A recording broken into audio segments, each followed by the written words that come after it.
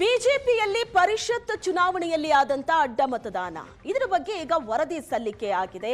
ವಿಜೇಂದ್ರಗೆ ವರದಿಯನ್ನ ಸಲ್ಲಿಸಿದ್ದಾರೆ city Ravi. BJP ಕಚೇರಿಯಲ್ಲಿ 3 ಪುಟದ ಸತ್ಯಶೋಧನಾ ವರದಿಯನ್ನ ಸಿಟಿ ರವಿ ಸಲ್ಲಿಸಿದ್ದಾರೆ.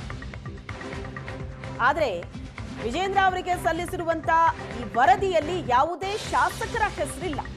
ಶಾಸಕರ ಹೆಸರನ್ನ ಉಲ್ಲೇಖ ಮಾಡದೆ ಸತ್ಯಶೋಧನಾ ಸಮಿತಿ ವರದಿಯನ್ನ ಸಲ್ಲಿಸಿದೆ. ಇದು ಪ್ರಾಥಮಿಕ ವರದಿ. ಅಂತಿಮ ವರದಿಯಲ್ಲಿ ಹೆಸರು ನೀಡೋ ಸಾಧ್ಯತೆ ಇದೆ. ಅಡ್ಡಮತ ಹಾಕಿದಂತಹ ಶಾಸಕರನ್ನ ಪತ್ತೆ ಹಚ್ಚೋದಕ್ಕೆ ಸಮಯ ಬೇಕು ಅಂತ ಕೇಳಿದೆ ಸಮಿತಿ. ಅನುಮಾನ ಇರೋ ಶಾಸಕರ ಮೇಲೆ ಸತ್ಯಶೋಧನಾ ಸಮಿತಿ ಕಣ್ಗಾವಲಿಟ್ಟಿದೆ. ಸ್ಪಷ್ಟವಾಗಿ ಯಾರು ಅಡ್ಡಮತದಾನ ಮಾಡಿದ್ದಾರೆ ಅದು ಖಚಿತ ಆಗೋ ತನಕ ಹೆಸರನ್ನ ಉಲ್ಲೇಖ ಮಾಡದಿರಲು ನಿರ್ಧಾರ ಮಾಡಿದೆ ಸಮಿತಿ. 3 ಪುಟಗಳ ವರದಿಯನ್ನ ಈಗ ಕೊಟ್ಟಿದೆ. ಇದು ಪ್ರಾಥಮಿಕ ವರದಿ ಸಿಟಿ ರವಿ ಕೊಟ್ಟಿದ್ದಾರೆ ರಾಜ್ಯಾಧ್ಯಕ್ಷ ವಿಜೇಂದ್ರ ಅವರಿಗೆ. ಕಾಂಗ್ರೆಸ್ ಸಂಪರ್ಕದಲ್ಲಿ ಯಾವ್ಯಾವ ಶಾಸಕರಿದ್ರು ಅದರ ಬಗ್ಗೆ ಮಾಹಿತಿಯನ್ನ ಸಮಿತಿ ಕಲೆ ಹಾಕ್ತಾ ಇದೆ. ಸ್ಪಷ್ಟವಾದ ಮಾಹಿತಿ ಸಿಕ್ಕ ನಂತರ ಹೆಸರನ್ನ ಉಲ್ಲೇಖ ಮಾಡೋದಕ್ಕೆ ಸಮಿತಿ ನಿರ್ಧಾರ ಮಾಡಿದೆ. ಹಾಗಾಗಿ ಈಗ ವಿಜೇಂದ್ರ ಅವರಿಗೆ ಪ್ರಾಥಮಿಕ ವರದಿಯನ್ನ ಕೊಟ್ಟಿದೆ. ಪರಿಷತ್ ಚುನಾವಣೆಯಲ್ಲಿ ಬಿಜೆಪಿಯಿಂದ ಆದಂತಹ ಅಡ್ಡ ಮತದಾನ ಅದರ ಸತ್ಯಶೋಧನೆಗೆ ಈಗ ಪಕ್ಷ ಇಳಿದಿದೆ. ಹಾಗಾಗಿ ಸತ್ಯಶೋಧನಾ ಸಮಿತಿಯನ್ನ ರಚನೆ ಮಾಡಲಾಗಿತ್ತು. ಈಗ ಆ ಸಮಿತಿ ವಿಜೇಂದ್ರ ಅವರಿಗೆ ಒಂದು ಪ್ರಾಥಮಿಕ ವರದಿಯನ್ನ ಸಲ್ಲಿಸಿದೆ. ಯಾವುದೇ ಶಾಸಕರ ಹೆಸರಿಲ್ಲ ಈ ವರದಿಯಲ್ಲಿ. ಇದು ಪ್ರಾಥಮಿಕ ವರದಿ. ಅಂತಿಮ ವರದಿಯಲ್ಲಿ ಯಾರ್ಯಾರು ಶಾಸಕರು ಅಡ್ಡ ಮತದಾನ ಮಾಡಿದ್ದಾರೆ ಹೆಸರು ನಮೂದಿಸೋ ಸಾಧ್ಯತೆ ಇದೆ.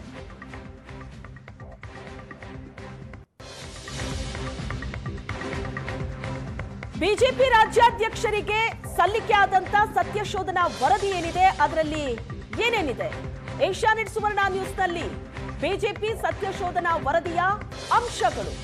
ಪರಿಷತ್ ಚುನಾವಣೆಯಲ್ಲಿ ಬಿಜೆಪಿಯ ಅಪೂರ್ಣ ಸಿದ್ಧತೆ ಬಗ್ಗೆಯೂ ಕೂಡ ವರದಿ ಇದೆ. ಕಾಂಗ್ರೆಸ್ 5ನೇ ಅಭ್ಯರ್ಥಿ ಕಣಕ್ಕಿಳಿಸಿದಾಗಲೇ ನಾವು ಎಚ್ಚೆತ್ತುಕೊಳ್ಬೇಕಾಗಿತ್ತು. ಮುನ್ನೆಚ್ಚರಿಕೆ ಇಲ್ಲದ ಕಾರಣಕ್ಕೆ ಕಾಂಗ್ರೆಸ್ ಅದರ ಲಾಭ ಪಡ್ಕೊಂಡಿದೆ. ಬಿಜೆಪಿಗೆ ಇದು ಮುಜುಗರ ತಂದಿದೆ. ಶಾಸಕರಿಗೆ ವಿಪ್ ಮೊದಲೇ ನೀಡಬೇಕಿತ್ತು ಅಂತ ಸತ್ಯಶೋಧನಾ ಸಮಿತಿ ಹೇಳಿದೆ. ಕಾಂಗ್ರೆಸ್ 5ನೇ ಅಭ್ಯರ್ಥಿ ಕಣಕ್ಕಿಳಿಸಿ ಶಾಸಕರ ಮತವನ್ನ ನಿಗದಿ ಮಾಡಿತ್ತು. ಯಾವ ಶಾಸಕರ ಮತ ಯಾರಿಗೆ ಅಂತ ನಾವು ಬೇಗ ಪಟ್ಟಿ ಮಾಡಲಿಲ್ಲ.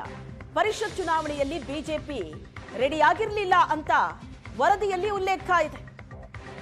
ಬಿಜೆಪಿ ಎಚ್ಚೆತ್ತುಕೊಳ್ಬೇಕಾಗಿತ್ತು ಅನ್ನೋದು ಈ ಪ್ರಾಥಮಿಕ 3 ಪುಟದ ವರದಿ ಏನಿದೆ ಅದರಲ್ಲಿ ನಮೂದಾಗಿರುವಂತ ಅಂಶ. ಒಂದಷ್ಟು ತಯಾರಿ ಬಿಜೆಪಿ ನಡೆಸಬೇಕಾಗಿತ್ತು.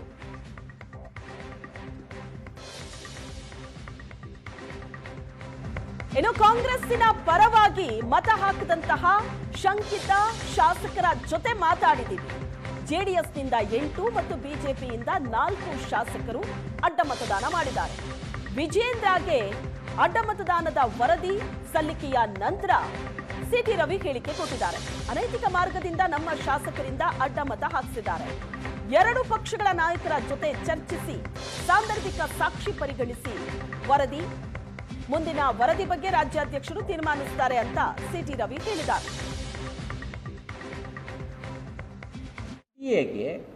ನಮಗೆ 12 ಮತಗಳು ಅಂದರೆ JDSಗೆ 22 ಮತಗಳು ಬರಬೇಕಾಗಿತ್ತು. ಅದರೊಳಗಡೆ ಅವರಿಗೆ 14 ಮತಗಳು ಬಂದಿದ್ದಾವೆ. ಅಲ್ಲಿ 8 ಮತ್ತು ಇಲ್ಲಿ 4 12 BJP JDS ಒಟ್ಟು ಸೇರಿ 12 ಮತಗಳು ಅಡ್ಡ ಮತಗಳು ಚಲಾವಣೆ ಆಗಿದ್ದಾವೆ. ಈ ಅಡ್ಡ ಮತಗಳು ಕಾಂಗ್ರೆಸ್ ಮೇಲಿನ ಅಭಿಮಾನಕ್ಕೆ ಅಂತ ಕಾಂಗ್ರೆಸ್ಸಿಗರು ಭಾವಿಸಬಾರ್ದು. ಅವರು ಅನೈತಿಕ ಮಾರ್ಗದಿಂದ ಈ ಕ್ರಾಸ್ ವೋಟಿಂಗ್ ಮಾಡಿಸಿದ್ದಾರೆ. ಅವರಿಗೆ ಒಂದು ಮಾತನ್ನು ಹೇಳಕ್ಕೆ ಬಯಸ್ತೇನೆ. ಬೇರೆ ರಾಜ್ಯಗಳಲ್ಲಿ ಕ್ರಾಸ್ ವೋಟಿಂಗ್ ಆದಾಗ ನೀವು ಉಪದೇಶ ಮಾಡ್ತಿದ್ರಿ, ಇದು ಪ್ರಜಾಪ್ರಭುತ್ವದ ಮೌಲ್ಯಕ್ಕೆ ವಿರುದ್ಧ ಅಂತ ಹೇಳ್ತಾ ಇದ್ರಿ. ನೀವು ಕೂಡ ಪ್ರಜಾಪ್ರಭುತ್ವವನ್ನು ಕ್ರಾಸ್ ವೋಟಿಂಗ್ ಮೂಲಕ ಅಪಮೌಲ್ಯಗೊಳಿಸಿದಿರಿ. ನಿಮಗೆ ಬೇರೊಂದು ರಾಜ್ಯಗಳಲ್ಲಿ ಅಥವಾ ಬೇರೆ ಚುನಾವಣೆಗಳಲ್ಲಿ ಕ್ರಾಸ್ ವೋಟಿಂಗ್ ಆದರೆ ಅದನ್ನು ಪ್ರಶ್ನಿಸ್ತಕ್ಕಂಥ ಯಾವುದೇ ನೈತಿಕತೆ ನಿಮಗಿಲ್ಲ ಅಂತ ಅಷ್ಟೇ ಮಾತನ್ನು ಹೇಳಲಿಕ್ಕೆ ಬಯಸ್ತೇನೆ. ಬಿಜೆಪಿಯಲ್ಲಿ ಅಡ್ಡ ಮತದಾನ ಸಂಚಲನ. ಸೋಮಣ್ಣ ಪ್ರತಿಕ್ರಿಯೆ ಕೊಟ್ಟಿದ್ದಾರೆ. ಅಡ್ಡ ಮತದಾನವನ್ನ ವರಿಷ್ಠರು ಗಂಭೀರವಾಗಿ ಸ್ವೀಕರಿಸಿದ್ದಾರೆ. ದಾವಣಗೆರೆಯಲ್ಲಿ ಕೇಂದ್ರ ಸಚಿವ ವಿ ಸೋಮಣ್ಣ ಹೇಳಿಕೆ ಕೊಟ್ಟಿದ್ದಾರೆ. ಅಡ್ಡ ಮತದಾನ ಮಾಡಿದವರ ವಿರುದ್ಧ ಕ್ರಮಕ್ಕೆ ಚಿಂತನೆ ಮಾಡಿದ್ದಾರೆ. ವಿಜೇಂದ್ರ ಧರ್ಮಸ್ಥಳಕ್ಕೆ ಹೋಗಿ ಬಂದಿದ್ದಾರೆ. ವಿಜೇಂದ್ರಗೆ ಒಳ್ಳೇದಾಗ್ಲಿ ಅಂತ ಹೇಳಿದ್ದಾರೆ ಸೋಮಣ್ಣ. ಈಗಾಗಲೇ ವರಿಷ್ಠ ಗಮನಕ್ಕೆ ಬಂದಿದೆ. ನಮ್ಮ ರಾಷ್ಟ್ರೀಯ ಅಧ್ಯಕ್ಷರು ಮತ್ತು ರಾಷ್ಟ್ರದ ನಮ್ಮ ನಾಯಕರು ಇದನ್ನು ಸೀರಿಯಸ್ ಆಗಿ ಗಮನಿಸಿದ್ದಾರೆ. ಸಾಧಕ ಬಾಧಕಗಳನ್ನು ಎಲ್ಲವನ್ನು ಕೂಡ ಇದು ಮಾಡಿದ್ದಾರೆ. ಸಿ ಟಿ ರವಿ ಅವರೇನೋ ಒಂದು ರಿಪೋರ್ಟ್ ಕೊಟ್ಟಿದ್ದಾರೆ ಇಲ್ಲೋ ನಂಗೆ ಗೊತ್ತಿಲ್ಲ. ಒಂದು ನಮ್ಮ ಭಾರತೀಯ ಜನತಾ ಪಕ್ಷದ ವರಿಷ್ಠರು ಮತ್ತು ಪಕ್ಷ ತುಂಬ ತೀಕ್ಷ್ಣವಾಗಿ ತೆಗೆದುಕೊಂಡಿದೆ. ಅದು ಯಾವ ರೀತಿ ಕ್ರಮ ತಗೊಳ್ಳೋದು ಬಿಡೋದು ಅಲ್ಲೂ ಈಗಾಗಲೇ ಅವರು ಚಿಂತನೆ ಮಾಡಿದ್ದಾರೆ. ಅದೇನು ಮಾಡ್ತಾರೆ ಅನ್ನೋದನ್ನು ನಾವು ಕಾದು ನೋಡಬೇಕಾಗಿದೆ. ಧರ್ಮಸ್ಥಳಕ್ಕೆ ಹೋಗಿದ್ದಾರೆ, ಅವ್ರಿಗೆ ಒಳ್ಳೆಯದಾಗಲಿ.